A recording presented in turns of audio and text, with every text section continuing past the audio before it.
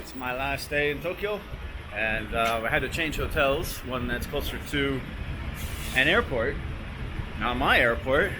It's actually further away from mine, but that's okay. And all checked in. The room's not ready yet, so we'll find out the room later tonight. But we gotta head back into the city, the Tokyo station, take care of some business, and maybe have a nice dinner and walk around, exploring the city a little bit. I have no idea what part of town I'm in. I'm near the old airport, I guess.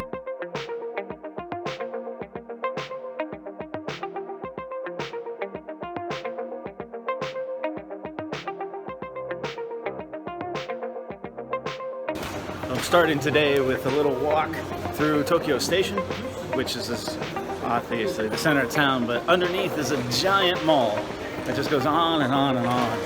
I mean, if it's your first time here, it's really confusing. Not only you have the mall and restaurants and a shopping zone and a Ramen Street and all this history, you also have like the super fast trains, the local trains, the buses, and all the businesses all around here. It's pretty insane.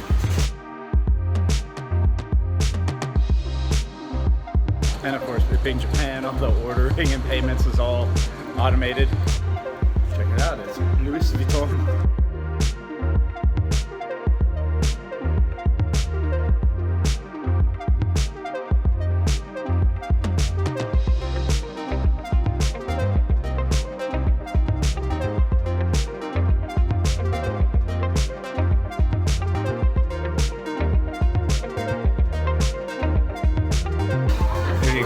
Come to Ramen Street, you have to eat ramen, right? Oh my god, that was so delicious. And of course, I reached up for my bag and both my phones dropped right into the broth.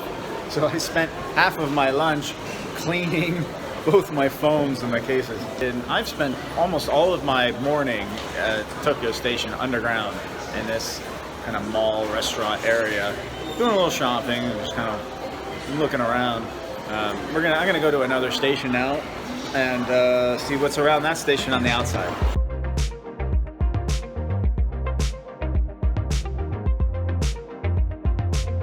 It's kind of ridiculously hot outside. It's just kind of a muggy day. It's about 90 degrees. It's not too bad, but it's a sweaty one. So you end up walking through the malls just to get some AC. And of course, when that AC hits your sweat-covered body, you freeze to death.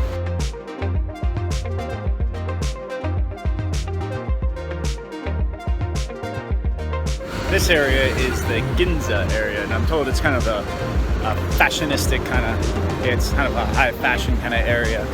I'm not a real fashion type of guy, so I didn't need it. Why not? You know, it's a giant mall of men's clothes. Literally, it's 8 floors. It's really big, but it's all like, yeah, it's an awful lot of brands that I'm not gonna be able to afford, but it'll be interesting. This is really cool. The top floor, it's a floor dedicated to vintage men's fashion. Even though most of this stuff is old styles, it's still ridiculously expensive. You're gonna spend $300 for a t-shirt.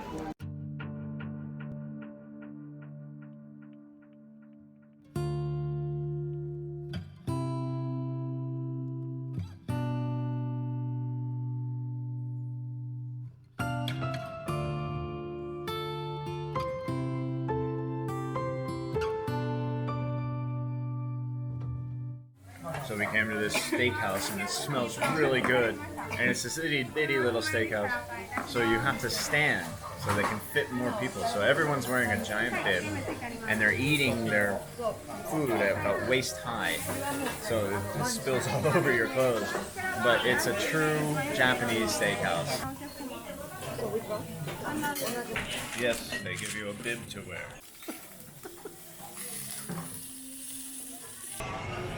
Boy, guys, I have to tell you, this steak made me sick. I had about a third of the steak, and then I had to run to the toilet and puke my brains out for about 10-15 minutes.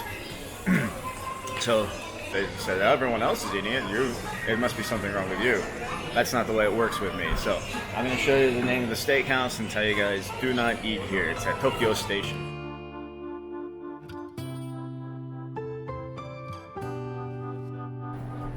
Tokyo Station is originally built in 1914. It was damaged by the bombing in World War II and then rebuilt and reopened in 2014.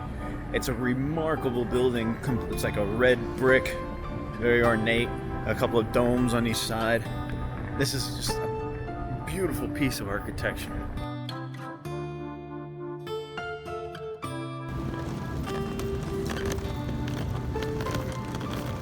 Something's going on back at the Tokyo Station. A lot of big dudes in black suits with little earpieces running towards and dispersing all throughout the place. There's hundreds of them. Sorry.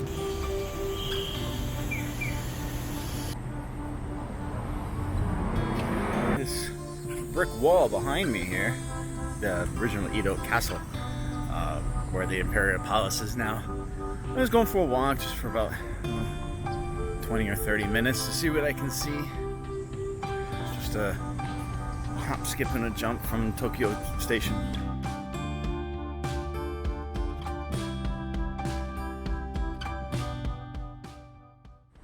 I'll be honest with you, I'm actually a little upset because this is my final day in Tokyo, my final day in Japan, and I haven't seen very much. There's so much to see, and I kind of feel like a lot of my time was wasted here. But that's okay. It wasn't the typical, journey that I would normally take. There were other circumstances and situations caused my lack of exploration. Still, I still got to have some amazing experiences.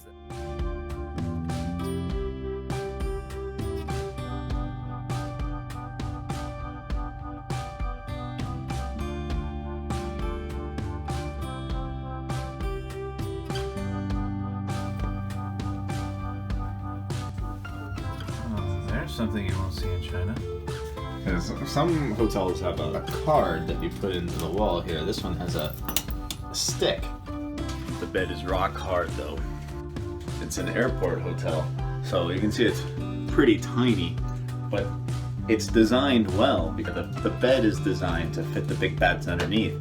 In addition, this door opens into the hallway, which is great for saving space inside the room.